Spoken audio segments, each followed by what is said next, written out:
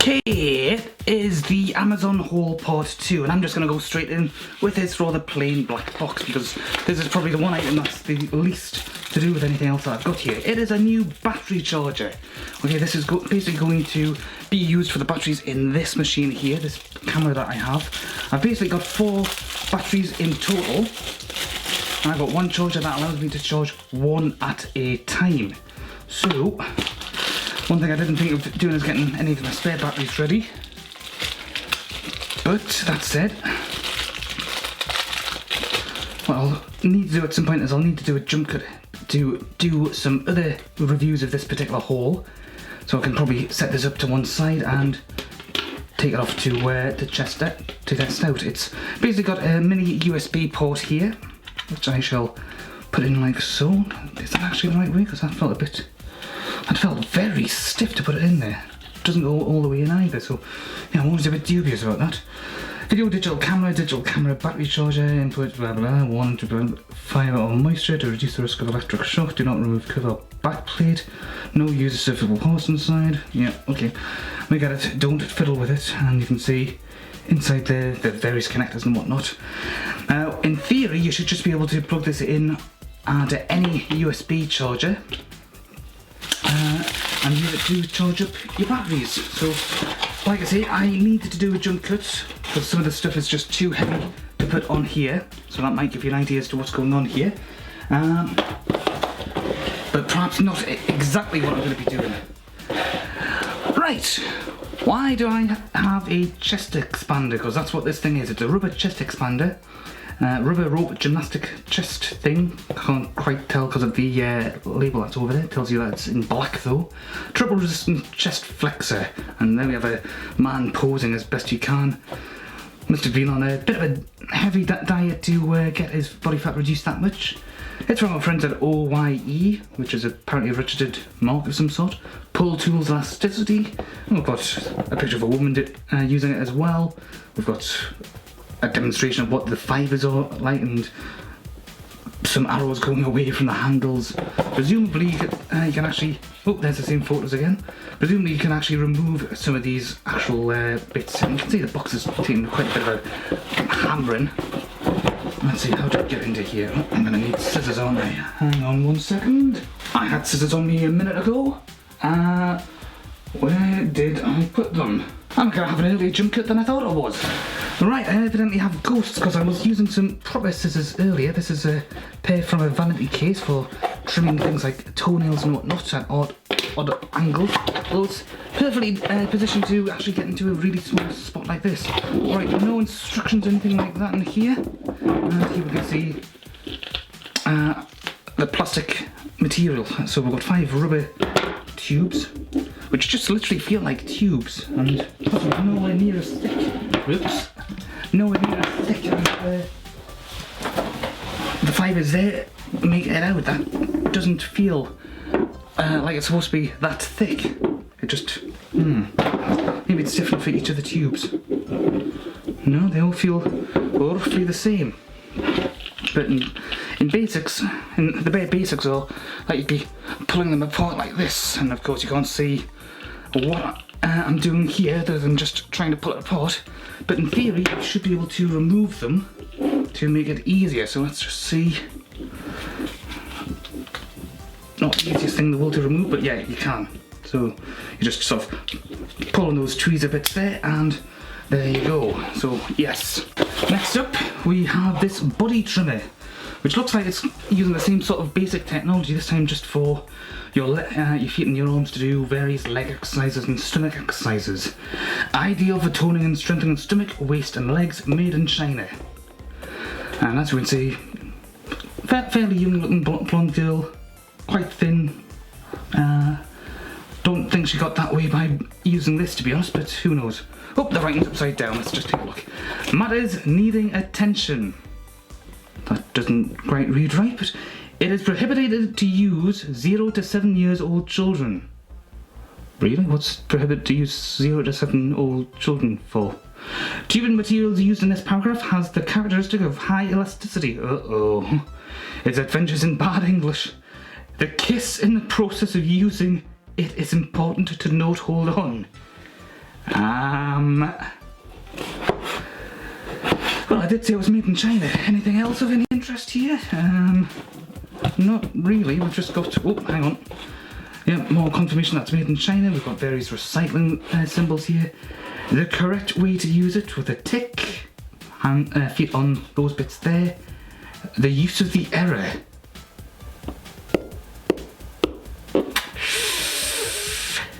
And this is supposed to be a professionally made product. Doesn't really hold up well, does it? Let's just see. Yeah, it definitely feels like the same sort of similar tubing, but a bit, ooh. The build quality, well, this bit here feels nice and solid. These bits here, flimsy, but that's what you expect because there has to be some sort of degree of, you know, elasticity there to let people of different size feet, their foot put in. Or words to that effect. A bit wondrous about these little bits here. I mean, they just seem to be covering the joints. So it just basically goes. So it's a tube that is literally just going all the way around.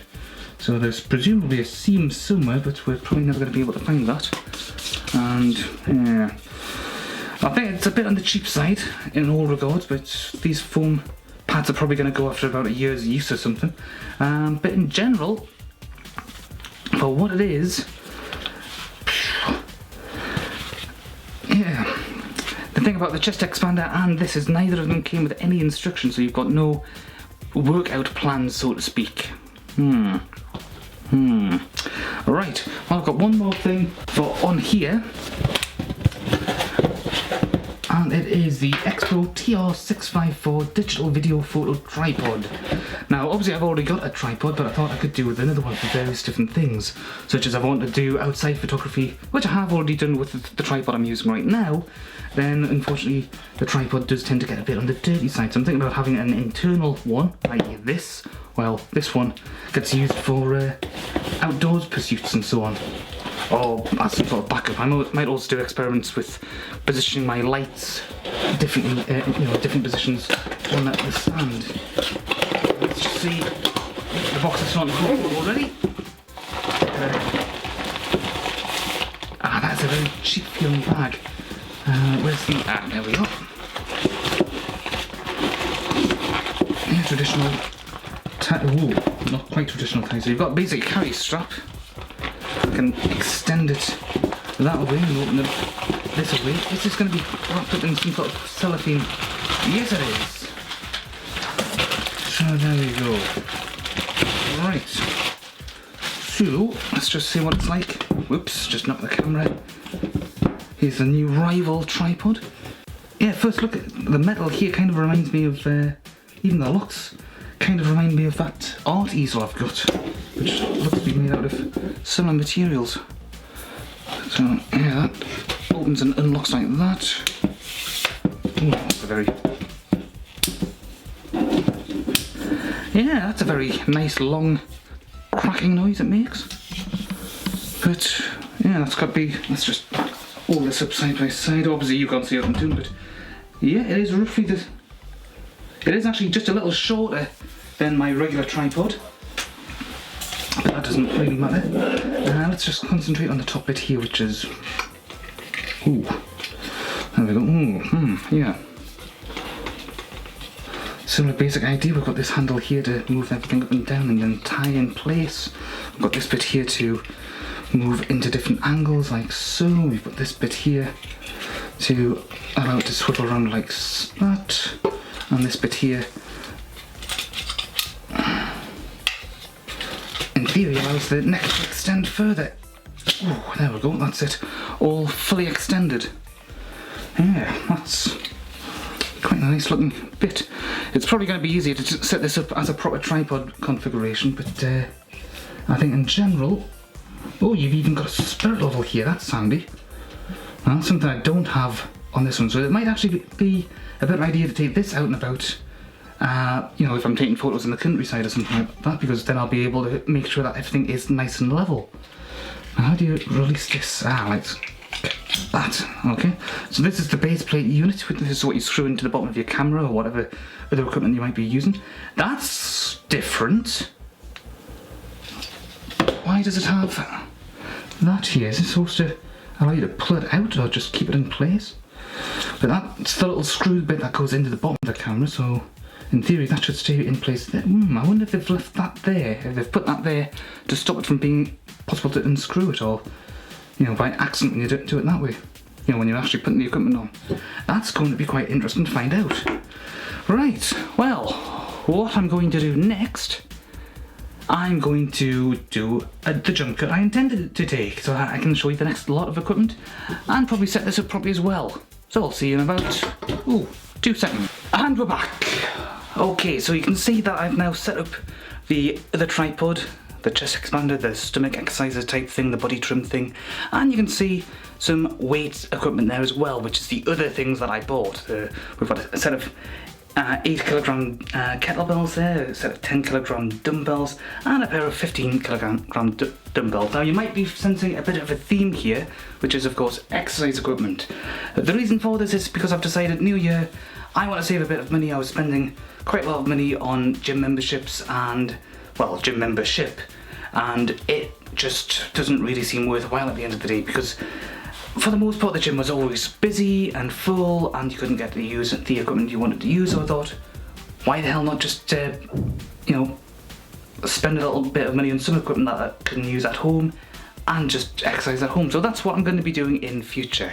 Come home from work, work out, do my videos and whatever else I've got on in the rest of the day, you know, save a little bit of time, save a little bit of money, not have to go and burn petrol in the car for a trip to the gym and back, which just seems a bit of an extravagance, but there you go. Now obviously I can't really demonstrate, you know, the equipment as such, but believe me, the 10kg weights are heavy, the 15kg weights are heavy, the 8kg dumbbells, not really that heavy in comparison to the others, but because the kettlebells are a bit more fiddly to use, but you know, there's plenty of exercise regimes out there for all of this equipment. I can easily find stuff online on how to use the chest expander and the stomach thing. So yeah, that's doing quite well. Okay, so I don't know if the camera's going to pick this up because through the viewfinder it looks like a bright light, but there's basically 2 displays. Maybe if I get a little closer. Tell you what, let's just turn this off. Maybe that'll help. No, I can't see anything through the viewfinder other than just a bright blue light on a par with a lightsaber. But you've basically got 2 displays either side, one for each battery. Each one has several black bars. It looks like 4 black bars each one popping up all the time. So that charge 1 and charge 2. Charge 2 already has 2 full black bars. Charge 2 has no full black bars. They're just charging each one up all the time. So it's a bit hard to say whether that's actually working as it should do or not. I just don't know. Alright, I'm going to take a little bit of a jump cut. So that brings me on to the other tripod, my second tripod. This is an X Pro TR654, as you can tell by the writing there. And it seems to be a good, stable design. As I've said before, the metalwork here reminds me of an art easel I've got myself, but otherwise, even the little whatchamacalls and the locks, so to speak, are somewhat reminiscent of that. I'll put a link to the art review down there. But in general, everything seems to be quite nice. You've got quite a good degree of flexibility here, although this device to tighten things up here to stop travelling perhaps isn't the best it could be. It's not as tight as it could be, but that said, you don't always need to have it tightened to maximum. In general though, the plastic quality can vary. I mean, this is a plastic bit here, believe it or not. You've got various spokes on either side to allow for it to be raised up and lowered. You've got the spirit level here, so you can tell that it's not quite level, so if you wanted to, you could be, I don't know, as pedantic as you wanted to try to get it fixed in place properly, to get it as level as you can. The little spinner thing here to raise and lower it. It feels relatively brittle as far as the plastic's concerned. This is a nice touch, having this bit to spin around, but I kind of wonder if it's really necessary. It's actually locked in place at the moment, and even here this particular screw thread feels a bit... well, the whole thing feels very brittle. I mean, I think... let's just take this out. You know, it is metal there, but it just has a very plastic-y feel. In fact, something's just fallen off. Yeah, that'll be the nut from the other side to hold it in place. So I shall have to be very careful and try to put that all back together later. I don't think it was meant to be disassembled like that. Let's just fold this up. Yeah, there's actually, you probably won't be able to make that out that well, but there's a little hole around about here that I'll probably be able to hold things in place. Whoops, my bad. The things I do. You know, well, the things I do. The actual unit here, as you can tell, I'll just loosen that a bit to make it move a bit further forward. This is probably the best quality plastic on this bit here, just to allow you to move it up and down a bit. It's definitely the most solid feeling of the lot. You've got this little bit here to unfasten so you can tilt it whichever way you want, and so on and so forth. But probably the best bit is, if I take this off like so, you've got the actual backing plate here. It's all very circular designs here to allow it to sort of fit into the proper mount just a little bit more properly. And you've got the, you know, the actual release catch here, so everything, you know, fits in quite nicely. But unlike other backing plates, you've basically got ridges all the way along. So this, in theory, can go in quite securely here, if I can put it in properly myself without actually being able to see what I'm doing properly. There we go. That's actually in quite securely. I can turn it this way, and again it's quite secure. And of course I can do it this way as well. Okay. But it's just a weird backing plate design. I mean, the one on this camera is literally a square, rectangular type design. I can't actually form a proper square or rectangle with my fingers, but you get the idea. And that is basically all it really needs, is that, but they've got this funky little design that just, it's meant to contour with this, and the release catch is decent enough. I mean, it does the trick, but it just kind of, it seems to be lacking somehow.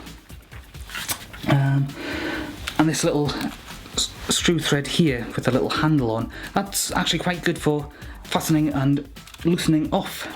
So in general, it's not compatible with the backing plate on here because they're completely different sizes. This one is a lot larger than what's on here.